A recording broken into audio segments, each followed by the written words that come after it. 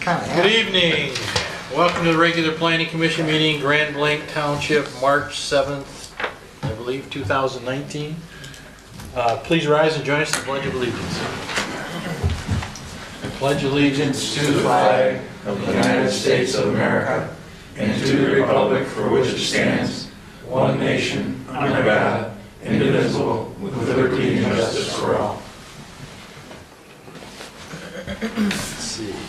Members present this evening, you have Mr. Mansour, Ms. Coulter, Mr. Saab, Mr. Brown, Mr. Gellings, Mr. Bandersky, Mr. Horsha, Mr. Yancho, our planner, Mr. Lloyd. Right here. No attorney this evening. He's in a meeting, a conference session. Okay. His car's out in the lot. Okay. Not in the meeting currently. Yeah, they have a meeting before this one, Citizen Advisory Committee meeting. First item on our agenda is approval of this evening's agenda. Any changes? Mr. Chairman, I make a motion we approve the agenda as written. Motion by Mr. Bandersky, support by Mr. Yancho. All those in favor, signal by saying aye. Aye. Those opposed?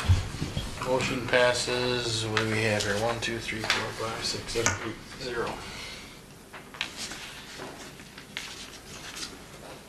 Next would be approval of the minutes regular meeting February 7th, 2019. Mr. Secretary, any Mr. changes? Chairman, I have reviewed the final draft of the meeting minutes and found everything to be in order. Therefore, I make a motion that we approve the minutes as written. Motion by Mr. Bandersky to approve the minutes as presented. Support by Mr. Harsha. All those in favor, signal by saying aye. Aye. Those opposed? Motion passes 8-0. Next is an opportunity for public comment for anything that we are not having a public hearing on this evening. We will have a public hearing on the special land use for Embry Ventures. So if anyone in the audience wants to address the Planning Commission on anything else, now's the time to do that.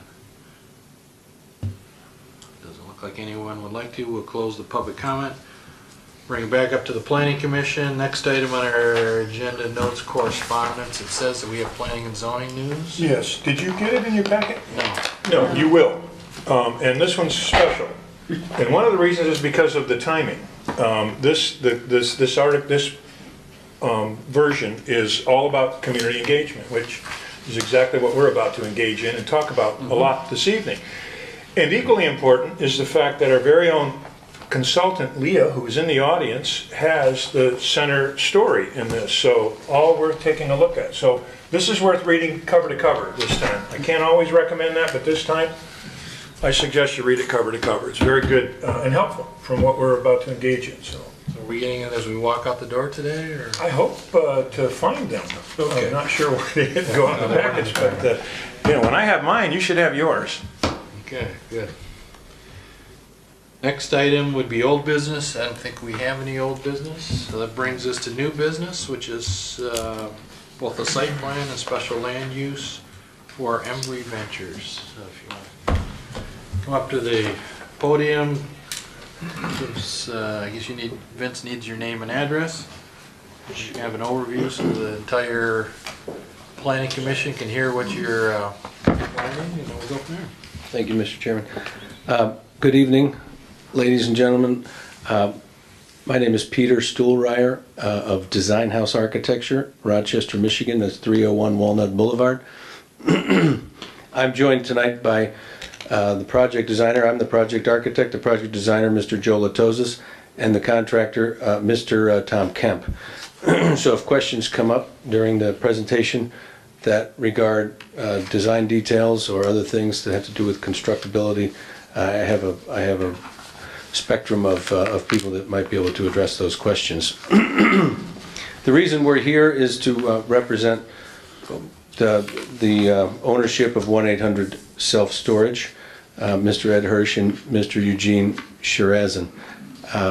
They were unable to attend due to the self-storage, I guess it's the self-storage show, the expo out east, and they're there sharpening their skills and increasing their knowledge of the technology of the industry. This project, as you know, at 8134 Embry Road, is an expansion of an existing facility of self-storage. And I know self-storage isn't the most glamorous thing for a planning commission to hear about. And we'll try to make it as fun as we possibly can. The good thing about this expansion is that it is a horizontal expansion of their offering. This is a drive-in, 30,600 square foot, a drive-in loading and unloading climate-controlled facility, which is a wonderful addition for a climate like this in Michigan, and obviously for the last 6 months. Since November 7th, first snowfall of 12 inches. I remember that like it was yesterday because it's miserable. But this facility would take care of that problem.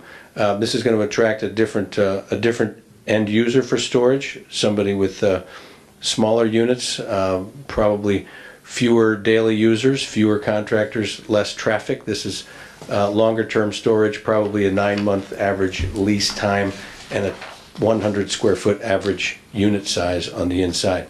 The drive aisle, we were asked to drive aisle as you enter the facility. You pass your first line of security to enter the main gate. Your second line of security is to enter into the drive lane, and the third line of security is your unit itself. So everything is secure, it's cambered, lights are automatic. But all that said, when it's occupied, when it's fully occupied, the amount of visitations are limited and pretty rare. People don't visit their storage on a daily basis, so the traffic impact is very, very minimum. The second part of this expansion is RV storage. The folks at 1-800-SELF-STORAGE are looking at trends, they're looking at market data, and they're understanding that RVs are a trend. They're going to become more of a trend over the next 15 or 20 years, and they need a place to go. People are willing to pay for covered RV parking, secure covered RV parking near the highway, because they're obviously not maneuverable, so you don't want to be driving them around small roads. So this is a perfect site for RV storage. It's also usable for covered boat storage, but primarily the impetus for the expansion was the RV.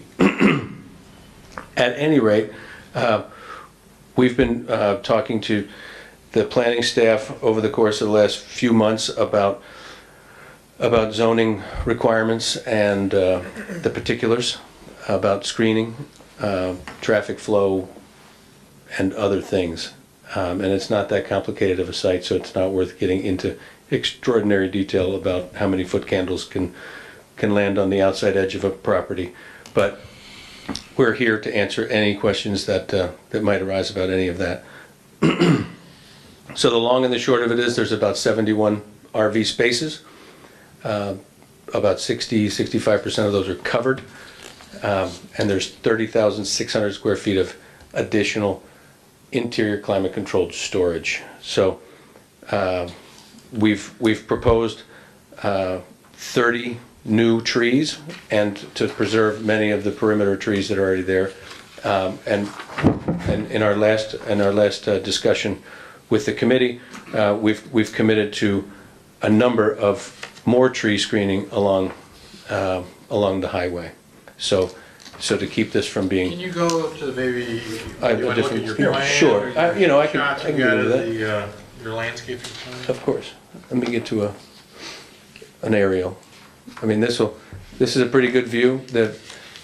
You see the big square building on the top left of the site. That is the first component of the expansion, and everything north of that. Everything to the south of the large square building is existing already. So you get a feel for that building. There's the new construction, 30,000 foot climate controlled building. Behind that you can see the covered RV on the Embry Road side. That RV parking has masonry walls. It's a little difficult. I don't know, Joe, if we have a great Yeah, there's a good one. view looking of those down the walls. aisle. You'll get to it.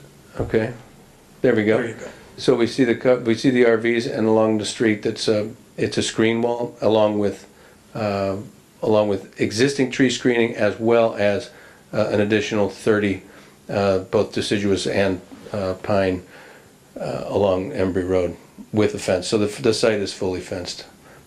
Let me see. Yep. And Mr. Supervisor, I have a question. The pictures that you're showing here show that the building, or that the RV parking is on the northmost part of the property. And the drawings in front of us here kind of show the big building at the northmost part of it. Which of those is correct? Well, I would venture to say that it's either a north arrow problem or a... Let me just see what you're looking at, maybe. So if I get the north right here, Yes, this, it that's goes north. existing South. big building RV, Yep. existing RV building. So which one of those is right? Nope, existing is way over here. It's not, this is just the site that's being modified. The comprehensive plan, which we gave you, is right there. That's the whole thing. This is just the area being Okay, designed so so you this can is see the the covered, detail. this is the covered portion? Yes. Got it. Yep, you got it. Perfect. Yep, Thank you. You got it. Thank you. So there's a couple of street views that we can, I think, Joe, did I pass them already? Go backwards or forwards? Okay, there we go. Here we go. So that's not a great, okay, so this is a view, a southerly view, passing down Embry. Our site's on the right. And there's the northerly look at it, with the pump station would be on your right in that view. So I think those are the two street views. We don't have a Dort Highway, but we're committed to two Dort Highway views to review with administration as a condition of the additional screening, to show how those would look. And if I missed anything, I apologize, but I'm here to answer questions. I have an obligation here, and I apologize to the commission. I should let all of you know, and I didn't. You all have 3 revised plans in front of you, and I apologize for not letting you know, but they're minor adjustments, but they're 3 revisions that were made as a result of being able to identify the landscaping primarily. It was to be able to show you the landscaping and the end walls that they were putting on the carport. So, and then there's a detail of both the fence and the carport end wall in both of them. So I just wanted to point that out. It's not a lot different than what you had before, with the exception of some minor changes to the screening. And the other point that I would want to make is that during the site plan review committee meeting, there was a really good discussion about the concern of the exposure of the backside of this development to Dort Highway, which is going to now, of course, have that extension. And we expect that there'll be a little more traffic, and we thought it'd be a great opportunity to dress that up. The applicants agreed to do that, so they'll be putting additional landscaping on that Dort Highway side as well. They've agreed to additional trees along North Highway at the rate of 1 for every 20 foot of distance along the west property line. Question. I travel that road on a regular basis, and I'm all in favor of what you're doing, but it seems to me that that's going to be an entrance in the Grand Blanc, basically, onto Dort Highway. And are you planning on berming, raising any of this vegetation up to give it a little more screening? Because that off ramp and the road itself is setting pretty high. Yeah, I haven't looked at it to that degree. I understand that we are plateaued off of Dort Highway, so we're much higher than Dort Highway already, and I don't know that we have the horizontal distance to create berm and still get back down to Dort. But certainly, I think the berm, or the elevation change actually works in your favor in terms of screening. For the tree would be at the top, right next to the paving, and it would increase, you're 10 feet below the site, now you're 20 feet to the top of the sky, the edge of sky with the trees. Yeah, it looked like we were looking at the topo survey of existing conditions, and the site appears in the 8 to 10 foot range, higher than at least the edge of the topo survey. It didn't quite get over to Dort Highway, but it's along the right of way there. But you're right about the ramp. Mr. Gelling's raised that exact same point about the fact that when you coming in to town, as you said, it's visible. Whoops. Oh, that's you. That's me. I pushed the button. And so that was part of what we were deliberating and trying to make sure that we found a way to mitigate those line of sight concerns. So the additional trees are being planted along Dort Highway. That should, that's going to be a considerable benefit for this particular project. Director Lloyd? Yes. Is there going to be any change with the extension of Dort Highway to the width or any of the? Not in this particular area. There are places where there'll be some property acquisition for, for bringing the roadway down, but not width changes in this So what particular we'll area. propose here is not going to be No, impacted by? no. Chairman, I have a question about fencing. On the couple of the pages that you just gave us, it shows chain link fence detail, and it also shows steel columns. Are you going to have different types of fencing at different places around the site? I think the fencing details that you see are the fencing around the site, the perimeter is the chain link. There's another screen wall on the east edge of the covered RV, which is a 40 or 50 foot masonry brick wall. Just a solid brick wall? Yeah, well, it's got pilasters and it's got some detail. I can go over to it. I think I've got a good, 14 feet high, I think that was the length of the yeah. parking areas. I guess my question is, what was this design referring to then? You wanna- Joe, that might have been a past submittal. Is that any of the fencing that's going to be? Not just this. Oh, on the Dort Highway Oh, side. okay. Okay, got it. All the way along. Yeah. It's way on this end. Mr. Yancho, do you have a question? I was just looking, I heard the comment that their masonry wall was only on the east end, and that the line of trees was gonna go from basically the south corner of the large square building to the south edge of the project. And it seems like if the masonry walls were also on the west end, then they would need less screening to screen off the uncovered parking possibly. Masonry walls look very nice.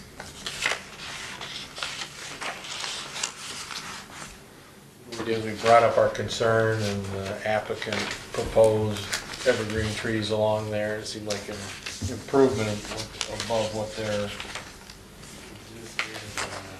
original proposed was, and we thought it was a good addition, but it didn't take it that far.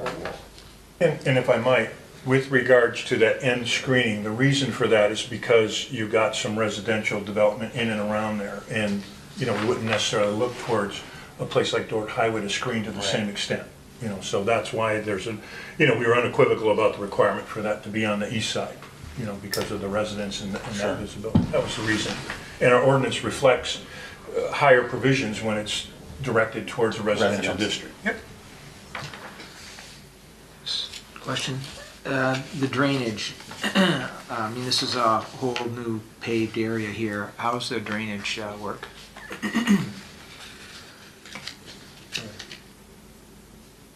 Is there a blow up, Joe? There you go. There's the civil engineering is virtually complete, and I believe all of the stormwater is handled on the far north end. Yeah, so this area here, stormwater facility is all right here. Is it a It's been basin or designed and something? sized to accommodate the additional surface flow created by the impervious surfaces, and our engineering folks have taken a look at that. Is it lower than the rest of the, I mean, is it gonna naturally flow there, or is it gonna be pipe drained into it? It'll be both. There'll be some sheet flow, but there'll also be pipe drainage. Okay. Is that sewers, Joe? I can't read it from here, but. C200, that looks like the sewer line, the storm line. So you can see the dotted line passing through the center of the site. Would be picking up your, not only your roof runoff from the big building, and then some catch basins in the parking lot, and a small portion of it with sheet flow.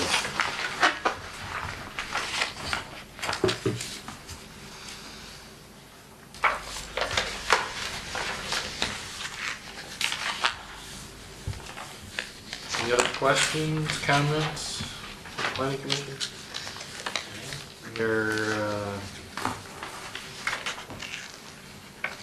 Mr. Lloyd, what do you want to address first? We want to look at the special land use? Yeah, the planning commission could take action on the special land use and then final So we site. need to open that up for public comment. Public hearing, yes, sir. For all the people that are here. So we'll open up public hearing. Anyone who would like to comment regarding special land use 19-001 regarding Bree Ventures presentation? Questions, comments? Doesn't look like it. We'll close the public hearing, bring it back up to planning commission. Anything else?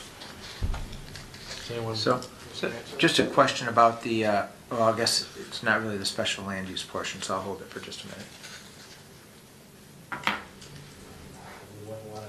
Make a motion regarding the special land use application.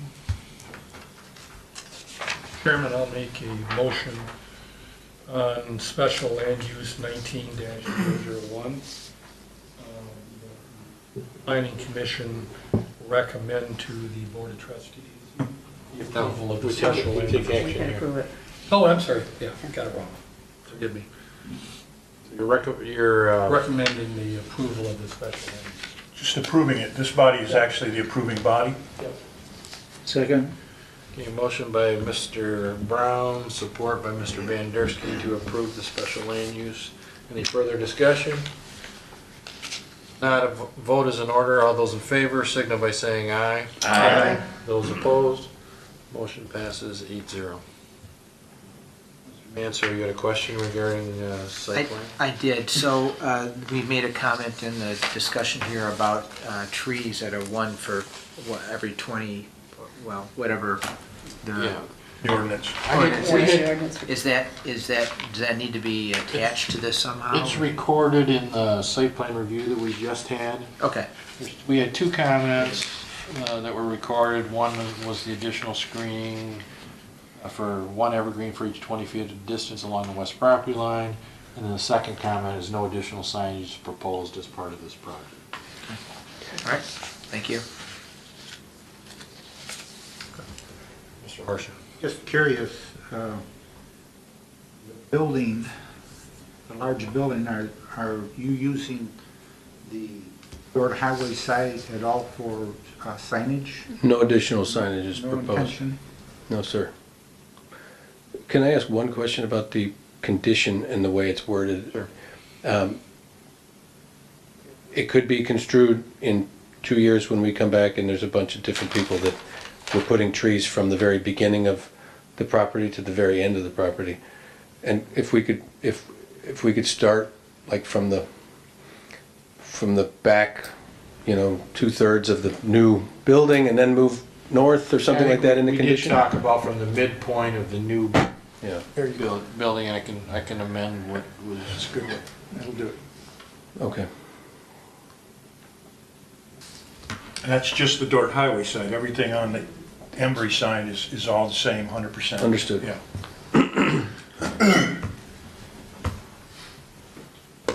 The good Lord willing, 2 years from now, this commission will still be here.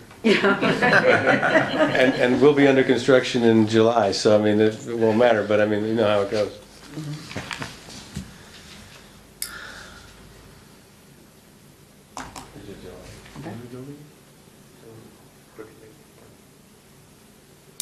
Okay, I've added to the end of that the 20-foot of distance along the west property line from the midpoint of the new building to the north property line.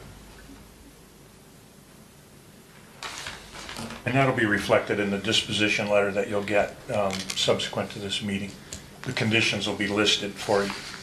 Okay, and you'll stamp a revision? You'll give me revised plans, I'll stamp those, but I'll Got it. send you a disposition letter telling you what the conditions are, that you are approved subject to these conditions.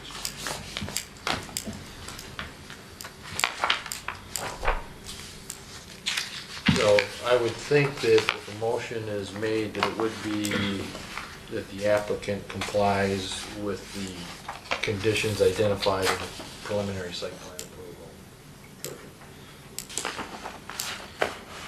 So moved. I move to approve site plan 1047 as identified in the site plan review discussion.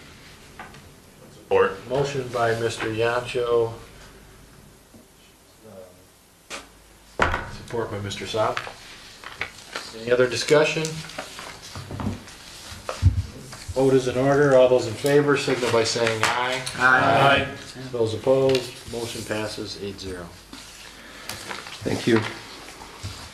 One last question, a side issue. Just curious, what are the types of things that people put in controlled storage? Gold bullion. Right. No. Well, everything. You name it. You name it. Nothing illegal, nothing no flammable fluids, but and no equipment with gas tanks full. But students that leave home and come back and travel Europe and come back, and people that are on the move, they store it. Pharmaceutical reps, trunk show people, anybody with an inventory and a small business. It's amazing.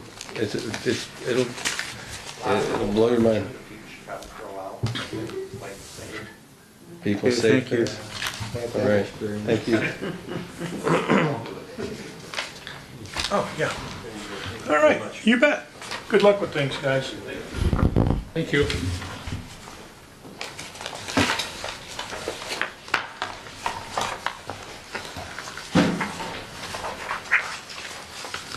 Next item on our agenda under new business is Master Plan 2019 update.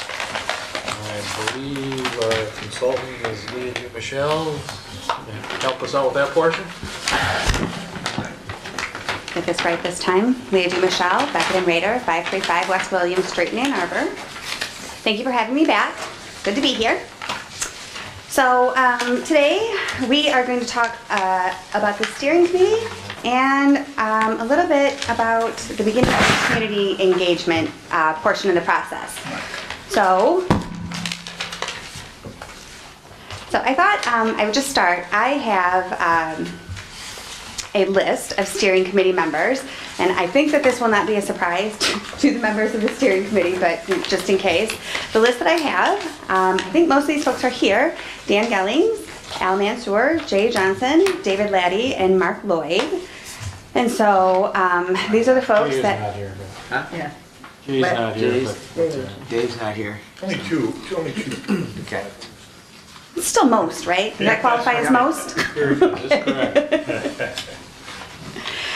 So these are the folks that have kind of signed up to go all the way into the trenches in the master plan process. So of the things that I sent over for your packet, one of them was kind of just a one-pager on what to expect as a steering committee member and what to expect out of your steering committee members if that's not the role that you're serving. And they're basically kind of three parts to the process. The meat of it and the thing that is just an irreplaceable portion of the program is these are the folks that are going to read every word that I write and to really make sure that it matches the actual conditions in the community, the things that you hear from other members of the community, the things that you know about the way that this community works, to really ground truth it. And that's kind of the meat of the job. And I expect that to take not more than 4 or 5 hours in a month, 2 of which would probably be in a meeting, and then a couple of which would be, doing your homework, basically. The other two parts of the program are community engagement related at the beginning and at the end. So in the beginning, when we are doing our community engagement process, these are the liaisons, the folks who understand the process, who know what's going to happen, who know what we are trying to get out of the community engagement process, and who are able to be ambassadors into the community, to your other boards, to the other parts of the township for that portion of the program. It's an all hands on deck thing, and so having a core of folks who are here on the ground and like well trained and ready to go will really kind of be the engine that drives that process. And then the last thing that the steering committee members do are toward the end of the process and beyond. So once we have a draft and we have kind of an understanding of where we're recommending the township go and the actions we take to get there, these will be the folks who help disseminate that knowledge. And really throughout the life of the plan, when there are questions about it, these will be the people that you end up asking. What did you mean by that? What were we trying to do here? It should be fairly clear from the plan, but there's always questions, of in hindsight of things that, you might want clarification on. So those are kind of the three roles that the steering committee members will serve throughout the course of the process. And while this is a great list, if you feel that there are other folks who should be members of the steering committee, if you go along and you say, oh, I wish we had this person's expertise, we'd love to have them. It's in no way a closed club whatsoever. So that is kind of the who and the what. Do you have any questions about the what? Or what you should expect from your steering committee members?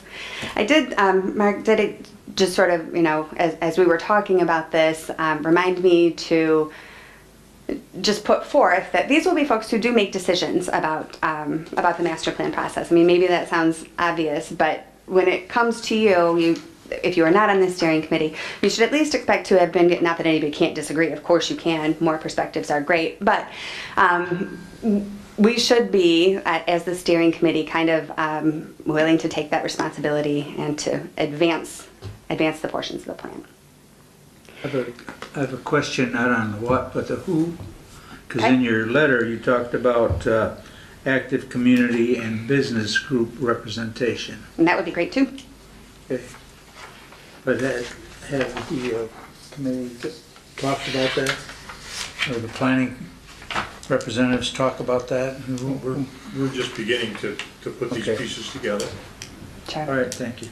That is an excellent point, Commissioner Andersky.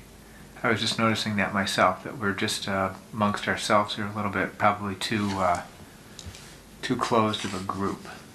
So we should invite a better representation, probably, another member or two. I'm just following the lead of the planner that we put in the process. Well, and I did ask the question. I said, do you think that this steering committee, and I asked this, of all the leadership, is this adequate representation? Is this diverse enough to really, reflect, to really have a voice at the table for all corners of the community? And so that diversity could, be things that we generally mean, age, race, that kind of thing, but it could also, be sector representation. And as Mark pointed out, what this does have good diversity of is township leadership. We are hearing from the various sectors of it. So I think that if there are other folks to be added, or other viewpoints really to be added to the steering committee, it only makes it richer. So I'm not sure, since we only have most of the members of the steering committee here, if this is the right time to hammer out when and how that steering committee meeting should take place. It should be regular. It is usually monthly. We could go bi-monthly if that was important to you guys. It's often hooked on to the Planning Commission meeting right before it, but my understanding is that in this case, there is already an existing meeting that's right before the Planning Commission. I'm pretty flexible. For me, the only days that are just terrible for me right now are Mondays, but other days throughout the month, I could make work. So do you think the best process is to talk about that now, to send out a doodle poll, how do you think the best way to, especially among the folks who are going to have to show up at these things, to make that decision? Query the folks, particularly those who aren't here, and then let's get some feedback to you. Okay. I guess you made the comment, I think monthly makes sense. So can't get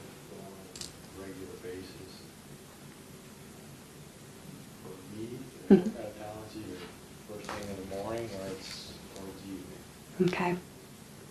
Never had one first thing in the morning before. That could get us all. We used to have our site plan review meeting was 7 a.m. All right. For a long Until time. Mr. Lloyd got here. That was done by the time I accepted the position.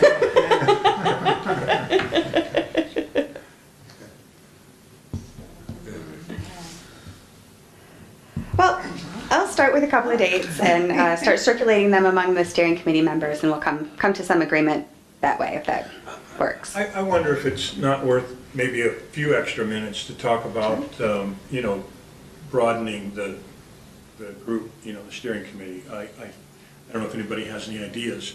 You know, just quickly, I'll tell you the reasoning behind, you know, the approach that was taken, which was mine, basically, is just, you know, we had worked, I was looking at maintaining consistency from the selection committee, carrying that through, because we had some knowledge of things, good working group as well. And then the idea to have the township attorney on board seemed to be a good one. So that's kind of how those members, you know, we created that.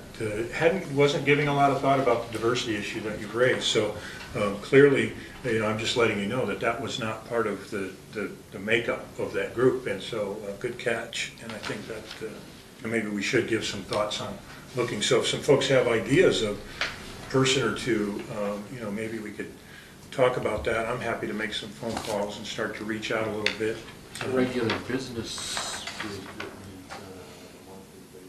Maybe we Yeah. get a volunteer or draftee from there. Yeah, that's what I was just thinking. Oh, and maybe could just point it out right now that I did spend some time with the principal at the high school, and they're tremendously excited about being a part of this. I don't think anybody's willing to be a part of our steering committee, but they are excited about being a part of the township's master planning process. Matter of fact, they were hugely complimentary that the township thought about including the students in this effort. And I think, you know, some of that bubbled up here just sort of, you know, organically by ourselves, but of course when Leah and their folks got on board, that's one of the things that they've done before as well with success. So having the township school get as excited and as interested as they did is really encouraging to me. So I don't know that we'll have a hard time finding some other members to represent and participate in the steering committee. I'm just not sure of any right now off the top of my head. Chairman Gelling. So as I look at the group here, I think that Commissioner Johnson may be the only one with younger children representing those that might actually get some benefit from this 10 or 15-year plan we're looking at here. So maybe that would be an area that we would want to kind of add additional perspective to.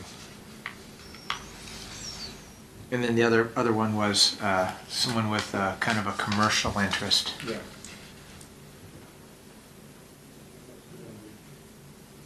Well, I'm sure as soon as I have mentioned this, start communicating with folks about it, lots of names and folks will start to come up, talk a little bit, and we'll button this down pretty quick.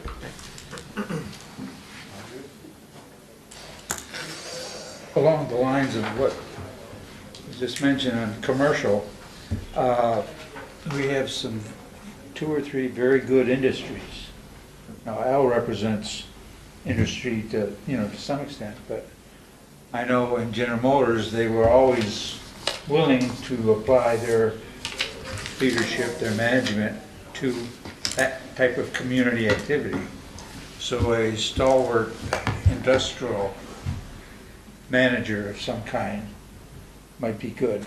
And I think that they'd be easily accessible, only because their leadership, wants to be actively involved in the community.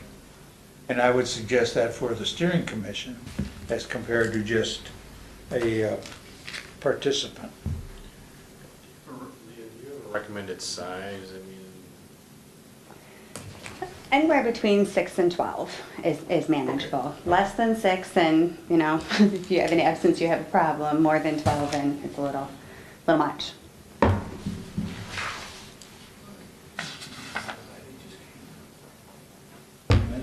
Mr. Laddie has arrived from his previous meeting to join us in this meeting. Sorry I'm late. His $43? You know,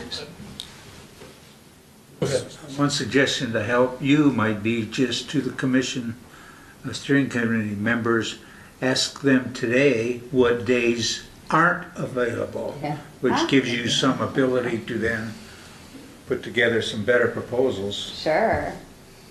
Saturday and Sunday. Okay, excellent, I'm with ya. Where's the commitment? That's what I have to ask.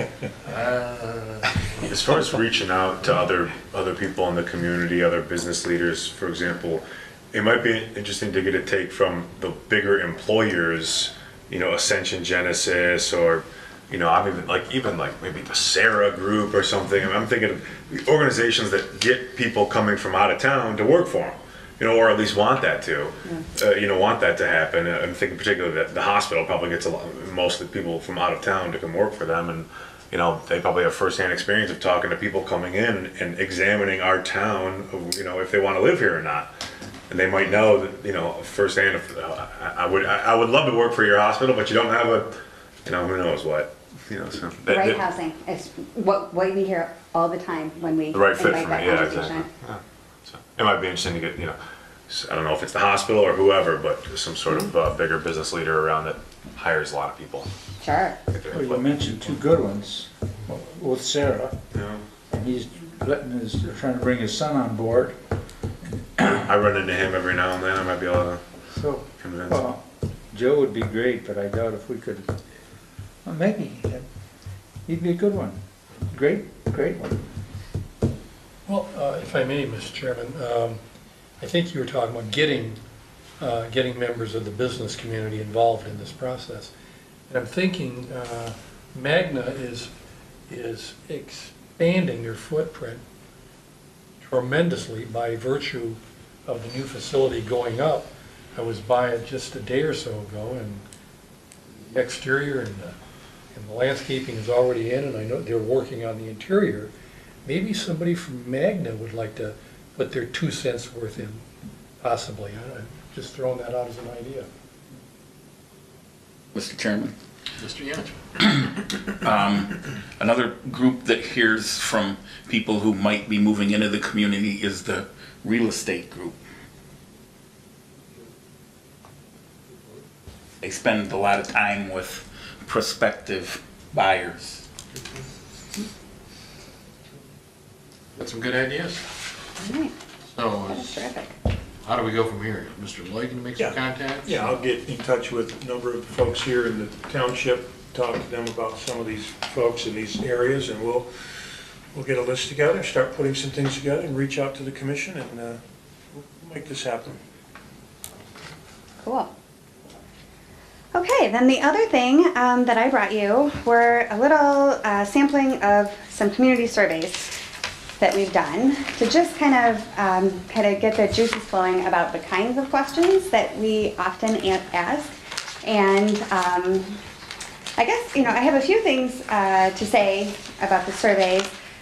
One is that, I asked last time what kinds of things you might like to know, and a few of them are already encapsulated in the survey. So I think one of those that we talked about was wanting to know why people live in the community that they live in, and that's one that we really like to ask also. We feel that gives you some really good feedback on why folks make the investments that they do, even if it's not something that we can control. So, if the greatest answer is because my friends and family live here, well, there's nothing planning related that we're going to do to change that, but still it's good to know. So that kind of thing. So that's one of them.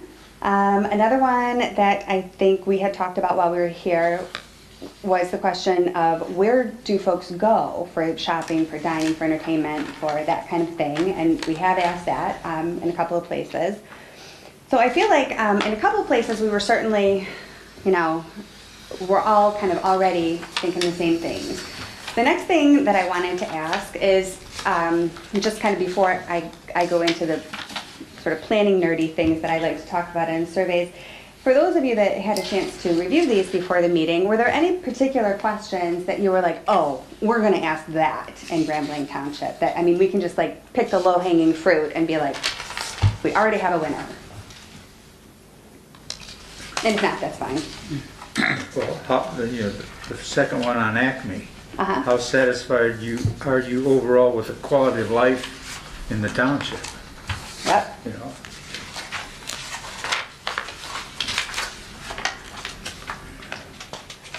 And they were very satisfied, in case you were wondering.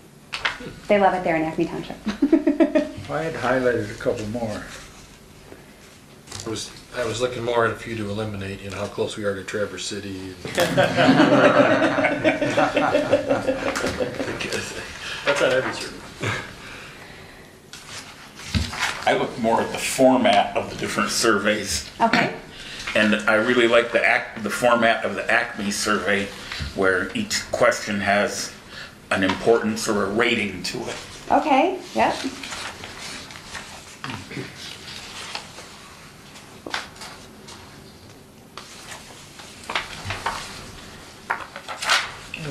By weighting, you automatically prioritize, so the two go hand in hand. Right. Yeah, I think the first question on the Fenton Township Master Plan is asking people to indicate the importance of each factor explaining why you live in Fenton Township. I mean, I think it would be good to ask people directly, what is it you really like about Grand Blanc Township? Yeah. Is it close to jobs? Is it a quiet bedroom community? Schools, I'm sure, is going to be a top, question. And that's why I like in this kind of question, asking them about each one instead of just pick the top three. So in the instance where we know that the schools are going to show up on every single buddies, well, okay, let's hear about the rest of the stuff too, to your point about formatting and prioritizing. Well, the nice thing about the top three was you list a whole bunch. Yeah. And as you go down the list, then you start thinking about those items, which you might not normally think if you just said, list the top three Right. concerns or issues that you have, or priorities, whatever that is. So Yeah. putting a long list together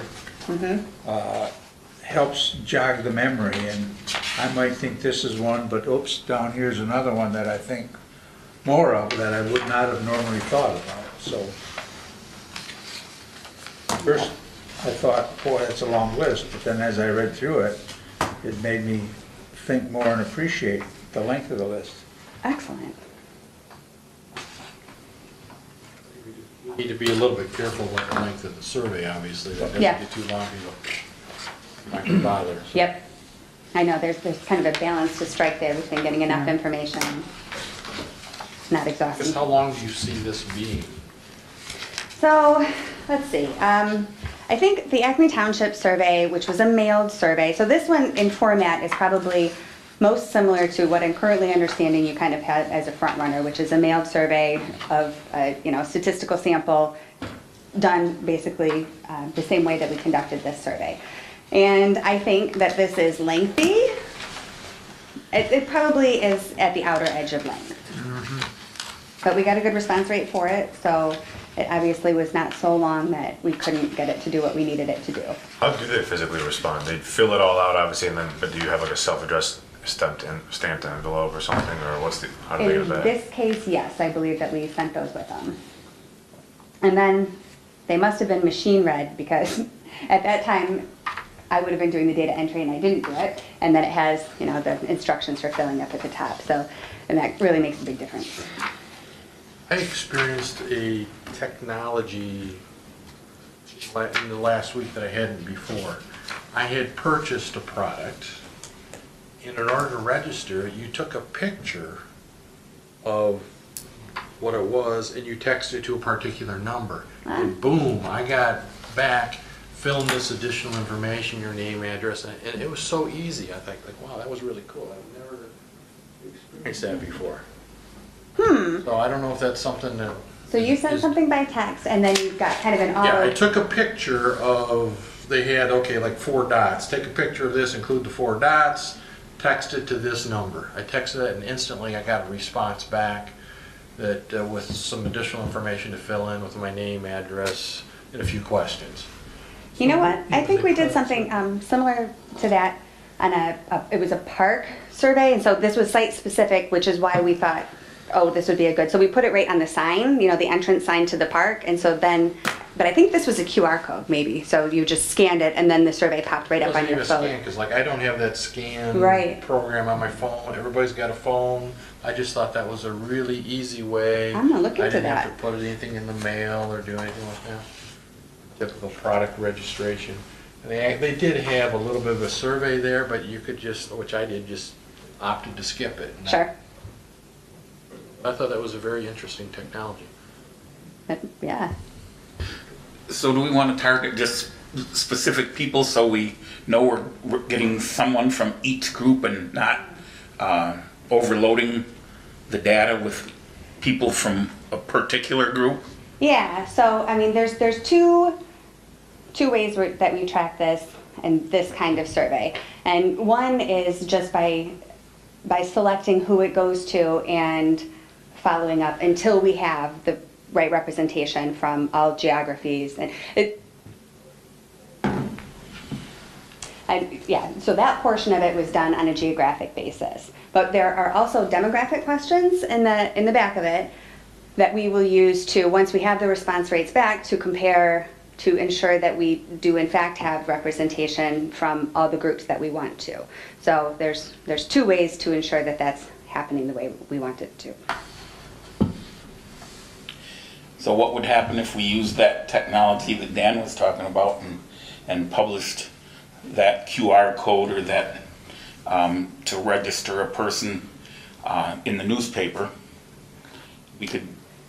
So what I would see that being two kind of separate things. I would see the survey itself, but we can work this out. I mean, this is kind of like wandering into a level of detail that I'm not sure the whole commission wants to get into, maybe just the steering committee. But I would see that as being two different exercises. So we would do this survey in the kind of like statistically prescribed manner, but I don't think that is the only form of community engagement that's contemplated. And so it would certainly, as another method of engagement, if we had different or more specific or site specific or topic specific, like I said, like, you know, if we had questions about a trailhead, I think that there would be other ways to use that particular technology. Let me give you a wild, hairy thought, Okay. okay? I look at the commission, 1, 2, 3, 1, 2, 3, 1, 2, 3, and Jay or John and Jay and Mr. Laddie. Another 1, 2. There are 3 surveys. Mm-hmm. If you gave one survey to ones, another survey to twos, and another survey to threes, Okay. ask them to go through it and pick out the elements of that particular survey that they really felt were top-notch. And then you get them all together, rather than start from scratch, where do we want to go? Mm-hmm. At least we all haven't had an opportunity to review these 3 or some others that you might have. Now I'll get beat up probably on the way out, or maybe even before that. You're retired, you have everything to do. But anyway, because when I opened my packet and started, the survey there, I just started going through it. I thought that was our assignment. But there's a lot of good elements in here, and each of us have different ideas. Yeah. So if we did something like that, we could pick out the gems. I think that would be great. I'm totally on board with that. Can I still give you the homework that I was going to give you? Or no?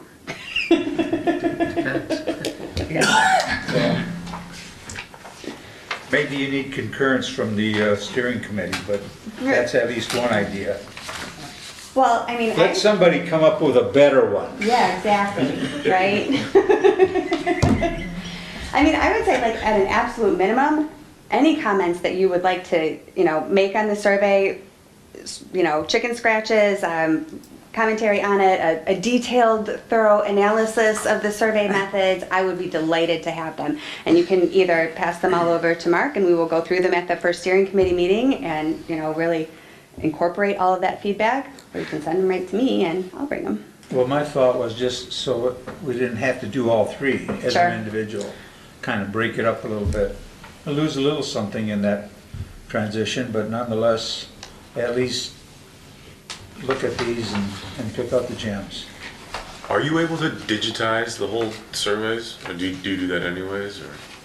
Digitizing the survey itself? Well, just like, for example, if I didn't want to take it in a piece of paper, could I do the whole thing online? Or can you guys craft it so I could use the QR code, or maybe we can get a really easy domain name, GB Master Plan that we could publish in the newspaper that would make it really easy for people to get onto. I asked the question before about mailing it back. It's kind of a chore. Yeah. Most of the time these days you can do everything online, paying your bills, doing whatever. Right. If it could all be done digitally, in addition to this, and they could all feed into the same bucket as far as the answers would be. I feel sure that is possible, right? SurveyMonkey exists, Exactly. and you can put an identifier on the mailed survey and have you, return that identifier to us when you take it online, and so then we know who we're hearing from.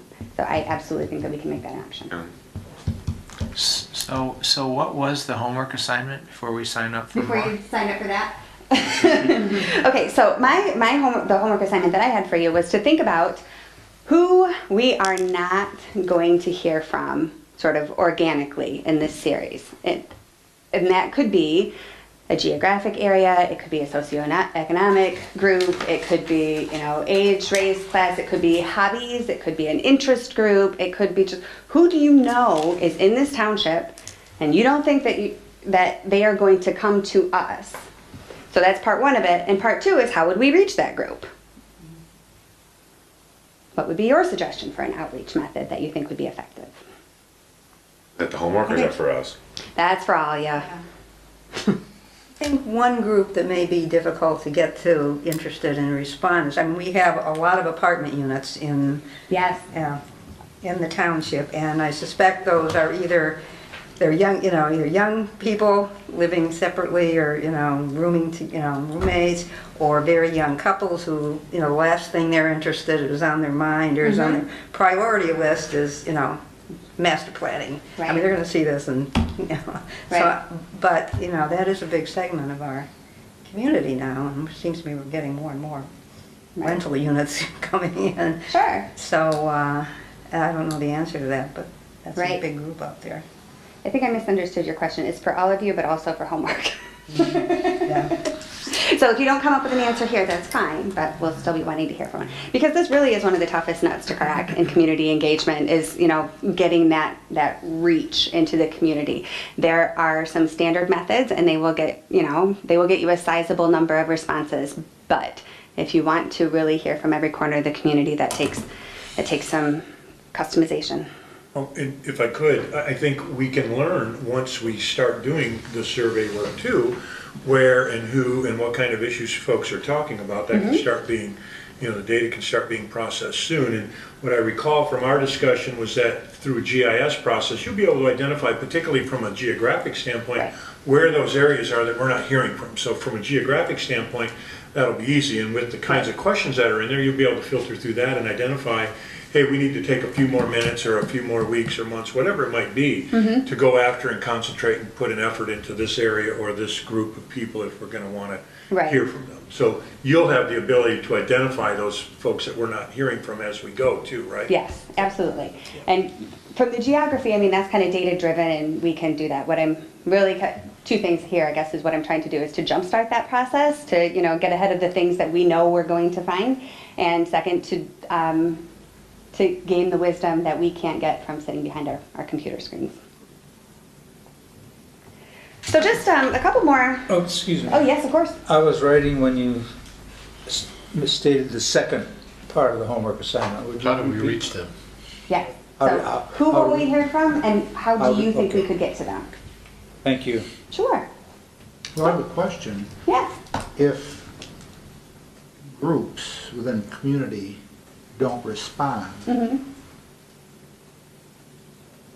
they don't respond because they're not interested, they don't care. That's okay, Well, too. Doesn't Well, that's there, but now we're sitting here talking about how do you get them to do it? Do you really, I'm just asking a question, is it worth the effort? Or are you gonna get back responses that are just thrown out there to kind of Sure. make a social statement or a monkey wrench in the works, you know? Yeah. I think that there's a gray area that we're talking about between the folks that you hear from every single time and then the folks that you're talking about that, you know, might even be a little hostile to the process. And so I'm trying to close the gap in the middle. I do agree with you that we really don't need to chase folks who are running away from us. That's Right. right. You don't want to catch them, probably. Exactly. So, the last thing I was just going to say, a couple of things that I look for that I think is important to include in the survey process. One of them is absolutely priorities, as you were saying, not just kind of like ranking things, but sometimes in really direct ways. Asking if there's a particular issue, do you support this issue? If you don't have to do anything, do you support this issue even if it raises your taxes? Do you support this issue? Not at all. That kind of prioritization. Other things that we do are sometimes like, you know, the $100 game. Here's a list of things. You have $100. How do you split it up among these priorities? And those are the kind of the concrete things that really help leadership, like, you know, make concrete decisions. That's one thing that I like to include in there. The reasons for investment, we already talked about that and really addressed how enlightening that is. There are a few questions, especially I think in the New Buffalo survey, and I think it's in Fenton Township also, about commercial development and kind of how people want to live in relation to commercial development. So as we think about, you know, whether mixed use development, for example, is something that we really want to, most zoning ordinances need some adjustment to permit that and make it easy. Is that worth it? Well, it would help to know if the people in your community are at all interested in living next to commercial development. So we have one question in there that says, you know, do you want it in the same building? Do you want it next door? Do you want to be able to walk to it? Do you want to have to get in your car before you get to commercial development? I think those are the kinds of things that is one question that, especially, you know, if Grand Blanc is entering a period of building, that would be a good thing to understand how the housing and the commercial development relate. Another thing is, yes? My question talking about that, you know, we're hopeful that our technology village has gotten a big kickstart, and I think, and most everyone does, that it's going to be a tremendous development that's going to put Grand Blanc Township on really on the front burner of people wanting to live there, and we're talking about mixed use. Probably find out a lot about that from the survey. Yep. And do you like living next to a commercial development? Yes. I think you mentioned that. Yep, exactly. And how close? I mean, like, you know, when you say next to, what do you mean? Like, does that have to be right underneath you, or is like within half a mile what you're talking about there? Exactly. So, especially as, you know, you're talking about making some real, you know, some real development in both the commercial and the residential sector together, this would be very informative, I hope. Related to that, I mean, really the other side of the coin on that are questions about transportation and whether people ever do get out of their cars and whether they want to, which are two entirely different questions, right? If you cannot possibly, if there's nowhere for you to go for your entertainment, but you would like to, that's valuable information for us, and it's more valuable information than just do you bike to entertainment everywhere because we don't have it. So that is another one that I would like to know about, to find out whether people are biking and walking solely for recreation, whether biking and walking for recreation is important, because how we arrange our development will have a significant impact on that. You can really force people into their cars to go a very short distance. We all know that by subdivisions, right? You can like have a subdivision that goes like this and one that goes like this, and you might live right there to somebody, but in order to get there on a sidewalk, it's a 2-mile walk on busy roads. So understanding how people feel about transportation, both for fun and for use, will have an impact on how we want to build things going forward. Housing is a big one. There's some housing diversity in Grand Blanc Township. I think there's more housing diversity than there is in a lot of townships, I think, here, in terms of having not just detached single unit homes, but some attached formats, a variety of sizes of homes, of those kinds of things.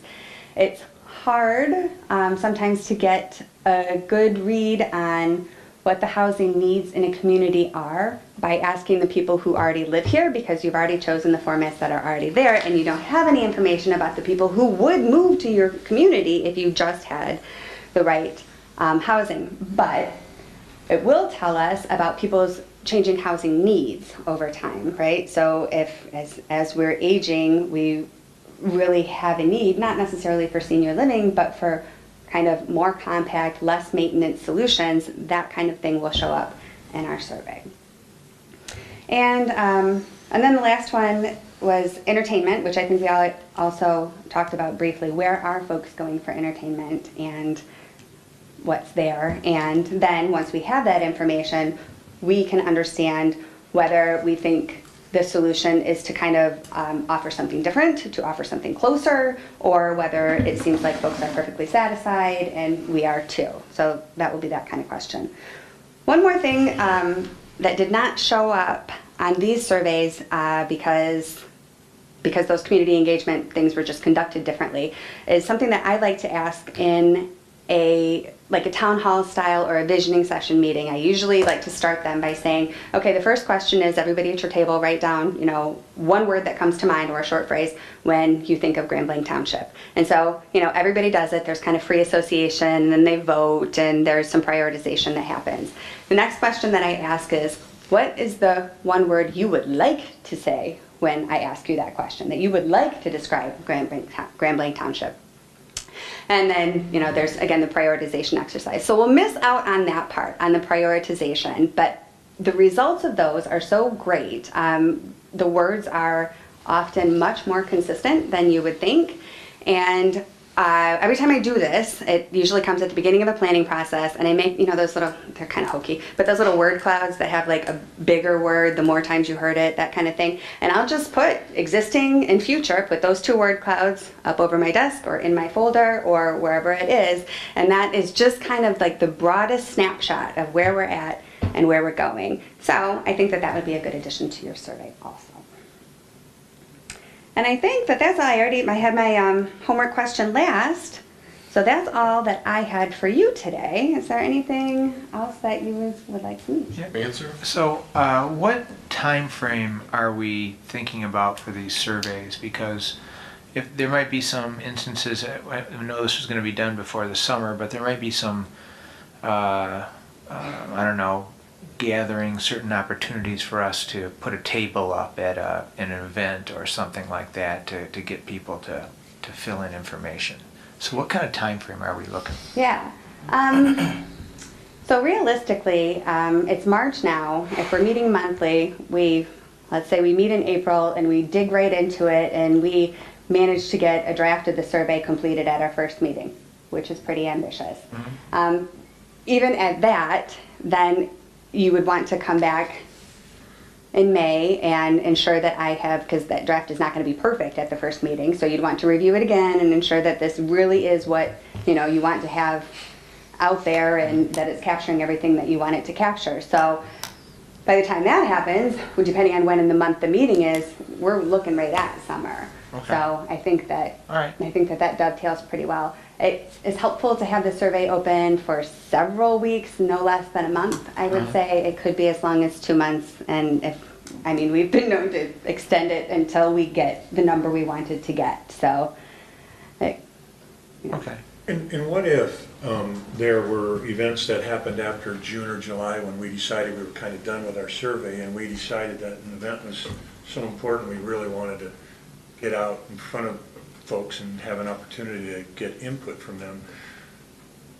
How late in the game could we add survey information, particularly if we decided we wanted to really narrow some stuff down? That can be put in almost any time, isn't that right? Yes, it absolutely could be almost any time, because the way the process goes is you get out there with the community engagement because it takes so long and because you want to get it right, and that's why. But then there's this long kind of slog in the middle where we're just writing chapters about transportation and economic development and that kind of thing. And while those, the goals, the objectives, the actions will be informed by all of the community actions we take, this data part of it is not going to, it's not going to change. So while we're working on that, it would be A-okay to collect all the community information we can and then to bring them together at the end to review everything we've learned and how those two pieces interact. We haven't talked about it this evening, but I know we did talk about the idea of, some workshops, the open house and other things. So there will be other things beyond the survey, but also there's going to be, and correct me if I'm misspeaking here, but the process of the meetings in a box, if you will, or individuals having the opportunity to take other meetings to their own interest groups or whatever, that's still going to be a part of this too. So we're not, I just want to be clear that although we're focusing on the survey discussion this evening, there are other components of the public input process that'll be, equally as important, and the steering committee will help to drive that, put that stuff together, work with you to get the meetings in a box and other kinds of things put together. So there are a number of other things going on. All will be tracking at the same time. So that lull that you were talking about, there could be some, some FaceTime, some meetings at different facilities, different clubhouses, different places where, individuals might want to do some of those things too. Sure. Yeah. And we'll have to talk about how we get that data back in. We'll have to set it up in a way that it's collected in a manner that's consistent. So we'll have to work through that and make sure that the data we get is usable. Yep, absolutely. You ever have any luck getting data already collected from local businesses, that they probably had to work hard to collect, but do they ever share that type of stuff? Thinking, for example, any place that either has like a membership or even like apartment complexes that take applications. I remember specifically myself, I fill out certain demographic information, and sometimes they ask, how long you've lived in the area, or how long do you plan on live here. I wonder if some areas, like a gym or an apartment complex, they might have a few questions within their questionnaires that would really apply to us. They might not even be ones that we come up with, but it might just be some information that, we don't really care. Some of the stuff they're talking about, the last resident they lived in, but some of these questions might help. I don't know if we can build relationships with, companies that have some information that might be able to share that with us. I'm intrigued by that. That's not something that we have ever done, and I'm kind of like trying to truck through the process in my head of what it would look like. It seems like without... It'd be tricky. They'd have to open up their books. They'd have to be very transparent with you, but if at least, I belong to a gym, I might be able to talk to them and say, hey, I'm part of a member, of the, we're working on the master plan, maybe they'd share, and I think that's the way that it would have to happen. I don't see, maybe they would, but I just don't see getting a good response to, say, mailing in a letter to every business in the township. No, I meant face. Let me add a point here. I was talking to the principal today, and interestingly, they just did their 5-year, their plan. Their master plan's a 5-year plan. And as a result, they've got a whole bunch of we were just talking about. I was just talking to him today about how interesting it would be to see what kind of information they obtained through their surveys and the work that they did. And you mentioning that leads right into that. So there are other opportunities. And as you mentioned, they may have members or whatever. They may also have a strategic plan that they put together that they might not mind sharing, that could give us information on what that industry is looking at or needing to have in order for them to expand, because that's a lot of times what those businesses will do, is put plans together on how and what they need to expand, and that could be good information. We're just going to need to dig a little deeper at those when we knock on those doors to see if we can get a little extra information.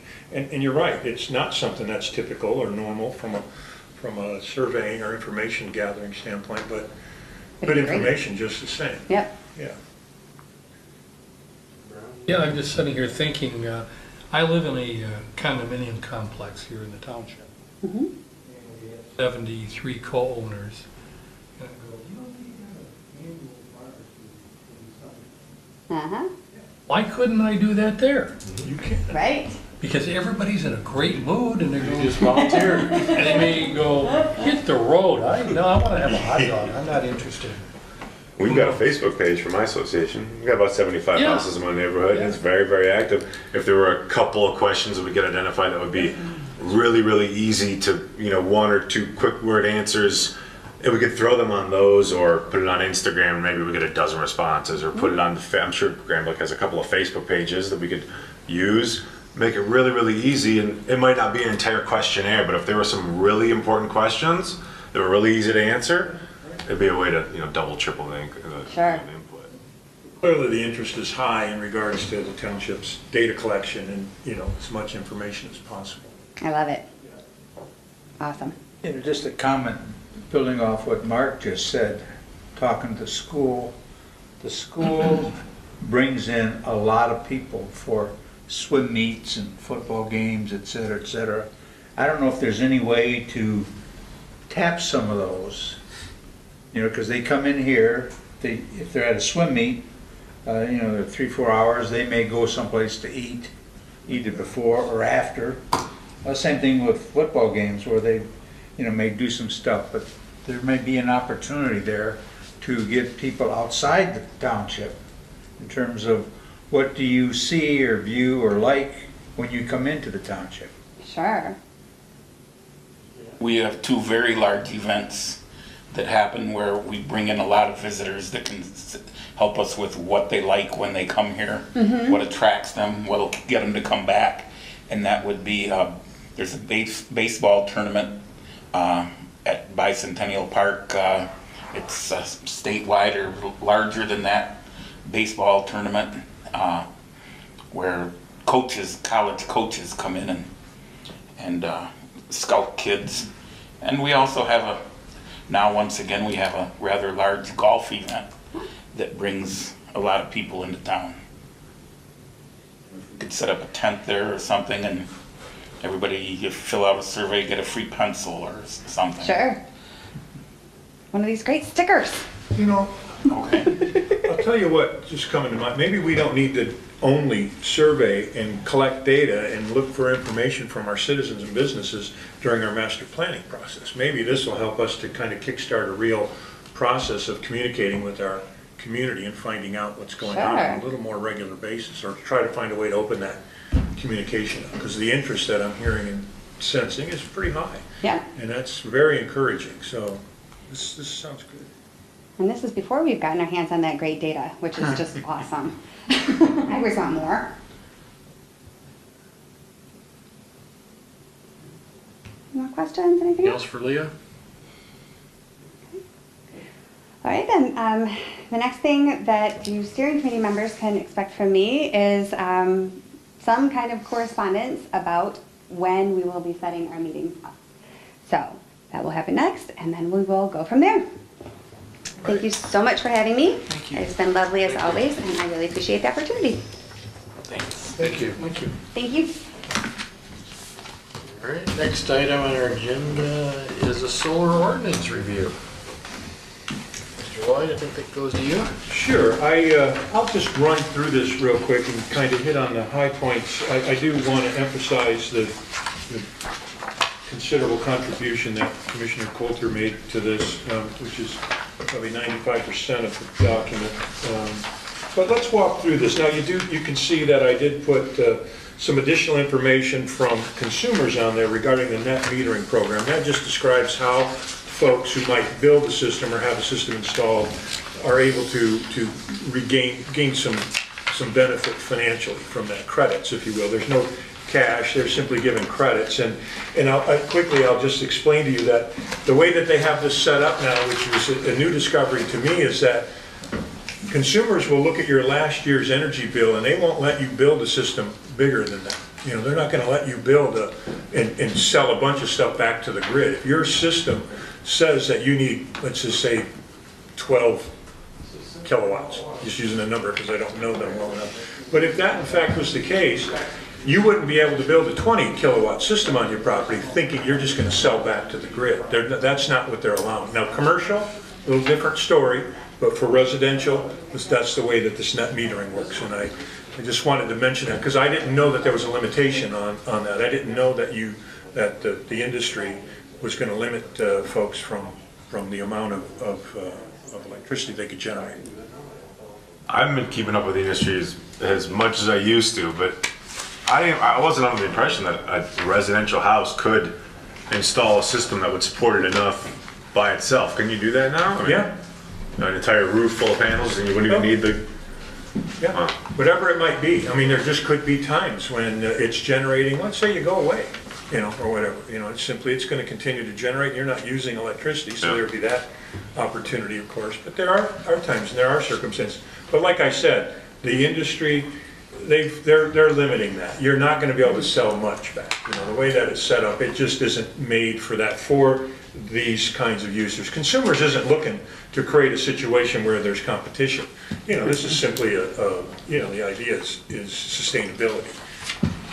You can do the whole roof as long as you follow the proposed ordinance. Looks good. Well, Mr. Lloyd, the Consumers Energy does have a very active program because they got in touch with me more than once. And it is to have the Consumers Energy rep come out, and I don't know what they do on your central air. And so when they have peak time usage all in their grid, that's taxing the system. And if you allow them to install a device on your central air that reduces your energy consumption, they actually rebate you money. And I signed up for it last year and found it kind of interesting. So you just, your air conditioner turns off? Yep. At any time, you're not? Well, not any time, peak load times. Yeah. And only for a certain length of time. I think it cycles on and off. Right. Oh, yeah. And it may cycle your neighbor and turn you off and cycle your neighbor on.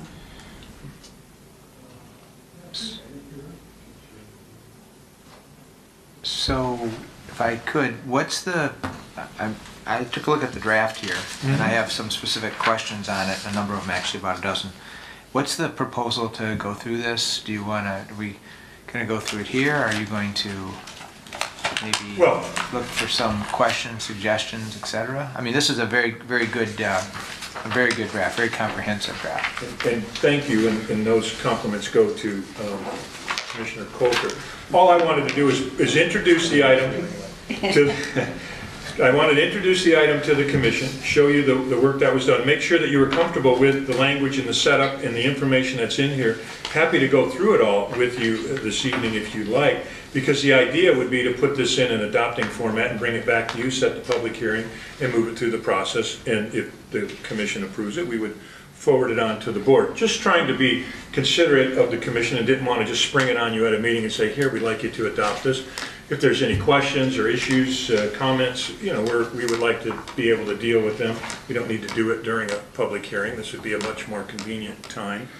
But the idea was to just give you guys a chance to take a look, and do appreciate the comments. And I'll just say that, you know, this really is the culmination of a variety of sources, you know, from the industry and standard model ordinances to the Ann Arbor ordinance to the Fenton to a number of other communities that we looked at, and really just kind of picked and chose some of the best from a number of them. You know, you go through the ordinance, you guys have all looked at it, you know, it's set up in a manner that, you know, it's intended to be, as you said, comprehensive, identify all the things that we would want to consider for this, the area height placement of the units, the size, the zoning districts, the permitting requirements. So, you know, we've taken the time to put all of that in. And if you're comfortable with the information that you've got, then that's fine. If you've got any questions, please, we're happy to respond to them. The way that I wrote the review letter, it simply identifies, you know, 7 or 8 items there, you know, as you go through it. We've addressed those issues, the definitions, as you note, the intent, permitting requirements, as I mentioned, area height placement requirements, bonding requirements, because that becomes a bit of an issue we've understood, and then abandonment procedures, because if one goes away, we want to have provisions and things in place that if something goes away, we're not stuck with a field of reflective, you know, glass and other product out there, that we have the dollars on, you know, within our own coffers to go out and remove that stuff if we had to. So, you know, that's pretty standard for the industry as well. I just wanted to make a comment. I'm glad to see that we're moving forward on this, because I think, I mean, at this point, we don't have any standards or criteria in place for, you know, these solar energy systems, whether it's, you know, somebody wanting to put some ground-mounted panels in the ground, or, you know, panels on the roof, or whether they want to do it for business, or whether they want to, you know, do an acre spread out in the middle. So, you know, this way, if that somebody approaches a township and they want to, you know, permit for solar energy systems, we'll have something in place. And I really see this as the future in terms of energy. I mean, we're moving towards clean energy and renewable energy and away from fossil fuels, and the price is coming down on a lot of these renewable energy systems. So, you know, I think it's a really timely issue, and I said we really need to have something in place. So when we get people wanting to know what they can do in terms of renewable energy, we'll have some criteria there. Brown.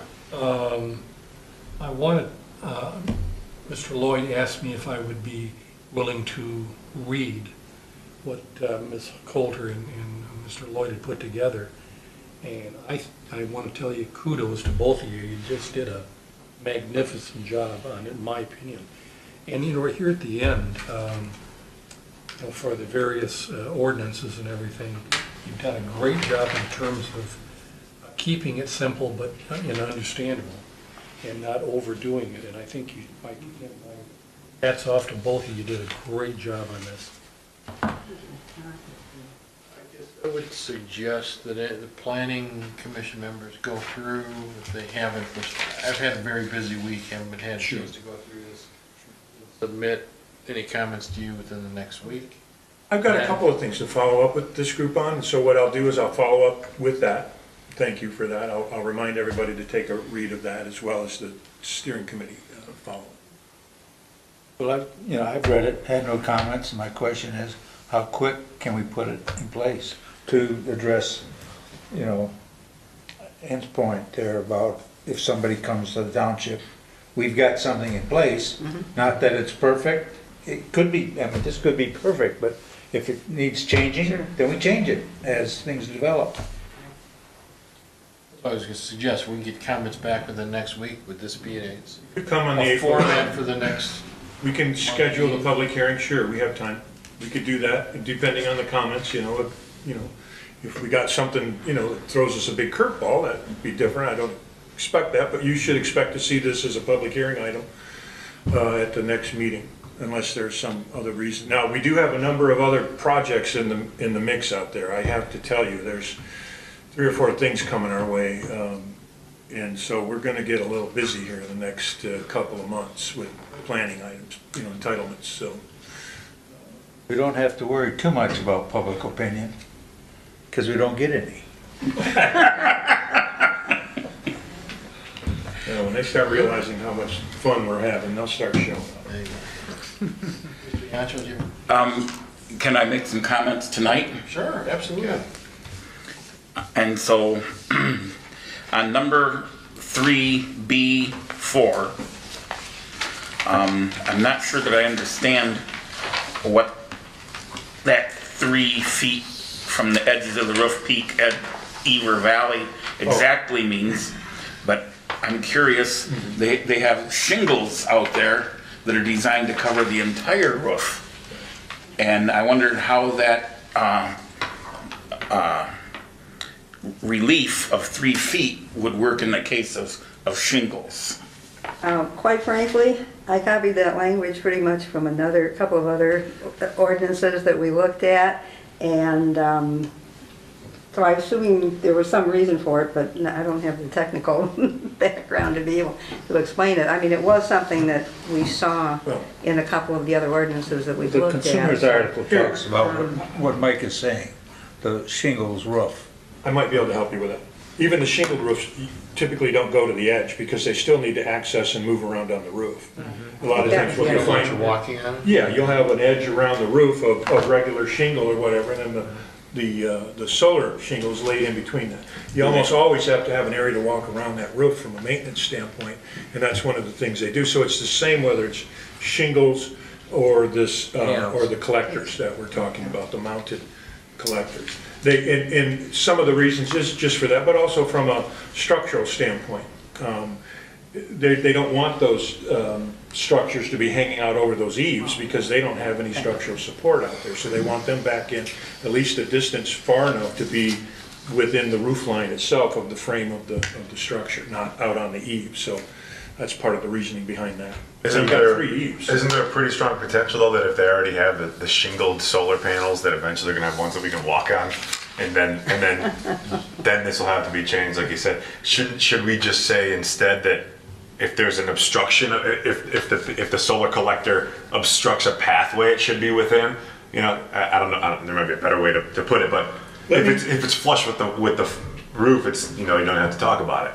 I will do a couple of things. One of the benefits that we've had of this is we've utilized our code enforcement as well as our building department staff to take a look at things. So I'll have them do that as well. This may simply be the result of a building code requirement that I'm not familiar with from a planning standpoint. So let me look at that.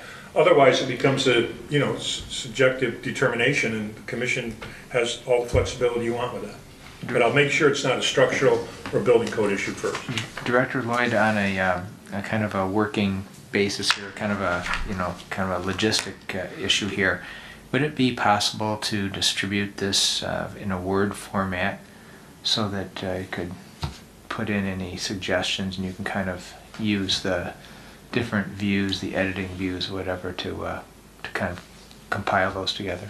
Of course I can send that out, you know. Thank That's you. really the choice. If everybody wants it, I guess I can send it out. You can all respond to it however you choose. But absolutely, if that's the desire of the commission, sure, you can send that out. Happy to do it. Yeah, right, that's what we're looking for. Yatra, you had more? Yeah, I'm afraid so. Number 4A, it require, for commercial solar energy systems, they require a special land use, which is, I think, great, but it restricts it to industrial, general industrial, and rural estate, and I'm wondering why commercial or office is left out. And why the restriction on 20 acres. For instance, if Genesis or Kroger wanted to cover their roof with solar panels, they don't have a 20-acre site, for instance. So again, can we collect these comments? Yeah. Rather than kind of, I mean, I could go through for an hour, you know, page by page. Maybe we can kind of get them and collect them, and then maybe I'll give the director an opportunity to kind of prepare responses. Sure, If that- happy I to. just wanted to throw them out. Yeah. I didn't want an answer or to hash it out. I just wanted to get them out in the You know, open. yeah, I think that's great. I mean, it's,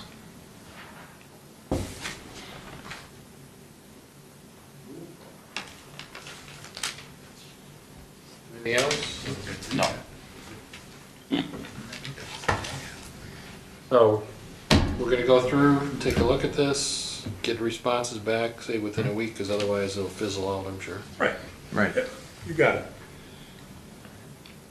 Oh, and I should point out, because it's very important, you know, Attorney Laddie's been hugely helpful in the planning arena since I've gotten on board. And, you know, as you know, aside from being willing to be on the steering committee, he's also taken a look at this ordinance, because it's important to make sure that as we move ordinances through, that we pass the legal challenge. And so Mr. Laddie has had a chance to take a look at that. I expect he'll have some comments. I do. In fact, I've been reviewing, it seems like one a month in the various communities. And don't tell anybody this, but I like this one maybe the best. Tell everybody. It's on record now. Just saying. Well, the minutes read, Mr. Laddie said. There's been a lot of that. Yeah. You wanna move on to committee reports then? Township Board, Mr. Mason? I have no additional input from the Township Board for the Planning Commission. Thank you. Mr. Lloyd, any additional planning? Nothing, sir, thank you. Not had any zoning board of appeals meetings, Mr. Chairman, but I was over to Genesis on Monday, and I think it was about, what, 40 below zero or whatever it was. And Genesis and the sign company had huge cranes out there beginning to install the signage that we passed. It's just amazing. I don't know how those guys did it. It was, I'm sure your memories are pretty good, really cold. And they were up there doing it. Well, they just don't want us to change our mind. But that's all I have, Mr. Chairman. Site plan review, the only thing that we've seen this month is what we saw prior to this meeting. self-storage. I'd point something out with regards to the site plan review. I would expect that we may be able to modify the timing of the site plan review committee meetings if there's a conflict, and we can be very flexible with the steering committee and the site plan review committee. So I think that even though we have a meeting before the planning commission meeting scheduled, we don't always have a site plan review committee meeting before the planning commission meeting. So we could still take advantage of that time right before the meeting. And Leah's got a little farther to travel, so if it's more convenient, we can make it. No, it's just here. Oh, you just got it here? Yeah. Oh, okay. Yeah, no, it wasn't. Didn't get down to it. Mr. Chairman, Here, That's okay. I'd like to make a motion. Motion from Mr. Bandersky to adjourn. Oh, great. Support that motion. Support. Support by Mr. Mansour. All those in favor, signify by saying aye. Aye. Those opposed, stay here. Sorry, we are adjourned at 8:31. Show up.